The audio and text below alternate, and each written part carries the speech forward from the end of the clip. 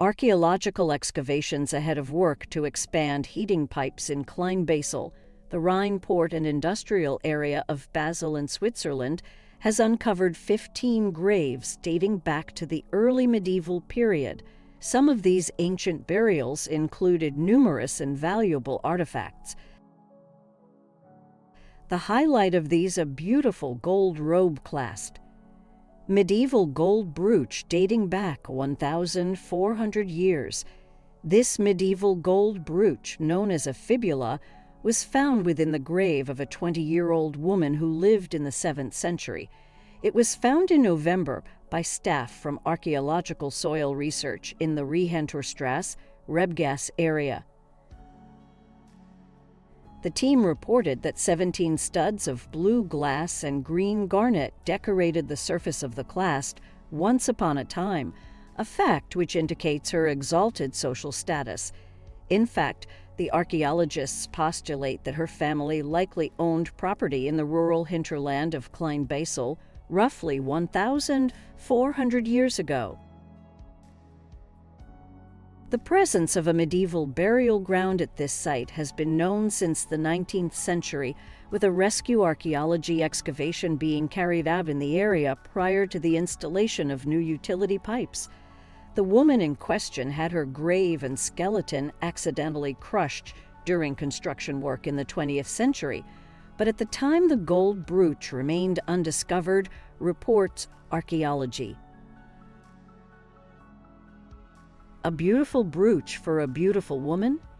The medieval gold disc brooch was made from a non-ferrous metal base plate topped with gold. The disc was inlaid with green garnet gemstones and blue glass, adorned with gold wire filigree. It most likely held a cloak around the woman's neck, which is now unfortunately lost. This kind of brooch, also known as disc fibulae, was used in the earlier part of the Middle Ages around Europe.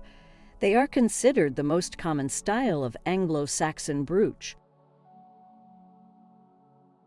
The brooch was likely serving a closure for a coat with outstanding filigree craftsmanship.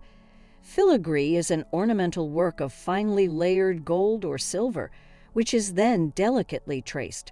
Worked upon by an early medieval goldsmith, it has a base plate made of non-ferrous metal with a gold cover on it. It's been decorated with overlaid filigree of gold wire and inlays of blue glass and light green garnet. It was after this that the gemstones were glued in. A burial place for the elite.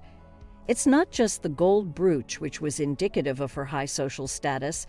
After all, her upper body was decorated with other pieces of jewelry, including a whopping 160 pearls, beads of glass, amethyst, and amber, all sewn onto the now absent cloak.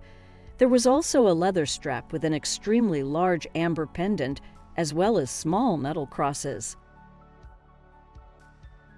Even her belt was indicative of a wealthy person, made as it was of iron with a silver inlaid tongue. The belt had a hanger attached to it with multiple Roman coins, metal objects, and a comb made of bone.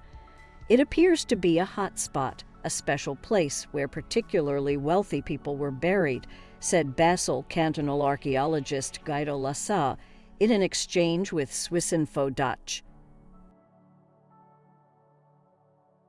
Other finds include a girl's grave with a gold inlaid belt buckle, 380 pearls, and a large silver inlaid belt fitting in another child's grave with scissors and a comb.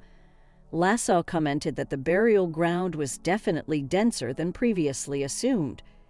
Due diligence and professionalism helped unveil medieval secrets. Not all the finds were preserved with their vanity and social status intact. The skeleton of one man showed signs of massive injuries, clearly the product of a violent blow to the face with a sword. He had even lost a significant portion of his upper jaw. That the injury had healed helped archaeologists understand the prevailing medical knowledge during the Middle Ages, an era often labeled the Dark Ages. These kinds of details have helped archaeologists to understand this complex period in European history slightly better. The professional archaeological supervision and due diligence conducted by the excavators and workers of the current pipe-laying work allowed the remains of the elite woman to be recovered and documented, along with her gold brooch and accompanying artifacts. The authorities plan to resume excavations in January 2023, as well as organize a public exhibition to display the finds for the public.